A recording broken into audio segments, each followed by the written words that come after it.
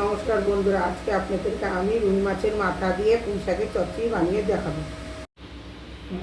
পুঁই শাকের চচ্চড়ি বানাতে লাগছে রুই মাছের মাথা। এটা আমি আগের থেকে ভেজে রেখে দিয়েছি লবণ হলুদ দিয়ে। আর এখানে আছে আলু, মিষ্টি কুমড়া, বেগুন, কাঁঠালি বিচি, পুঁই শাক, কাঁচা লঙ্কা, লবণ, হলুদ, পাঁচফোড়ন, তেজপাতা।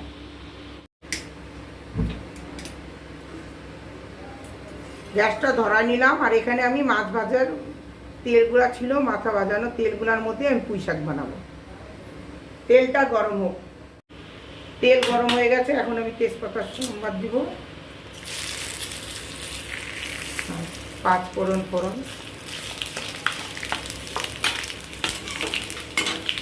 আর কাঁচা লঙ্কা।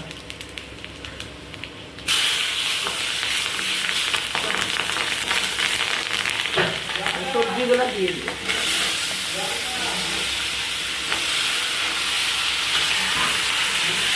সবজিগুলো একটু ভাজা হবে, অল্প একটু হলুদ আর অল্প একটু লবণ। ভাজা ভাজা হয়ে গেছে, এখন আমি পুঁই শাকগুলো দিয়ে দিব।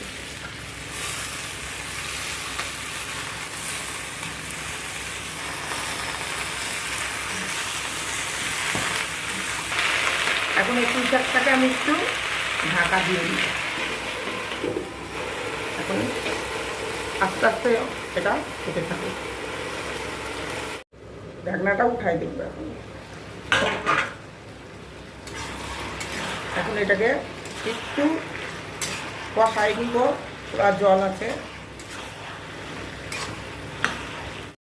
আগে অল্প একটু লবণ দেওয়া ছিল, আর এখন আমি অল্প একটু লবণ দিব, টেস্ট অনুযায়ী। আর এখন আমি মাছের মাথাটা দিয়ে দিব।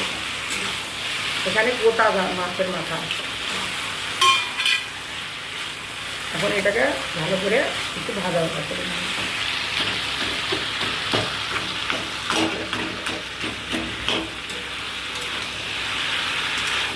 একটু নাড়াচাড়া করে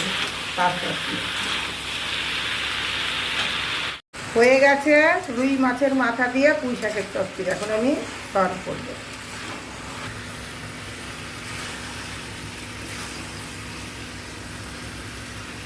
ভিডিওটা পছন্দ হলে লাইক, শেয়ার, সাবস্ক্রাইব করবেন।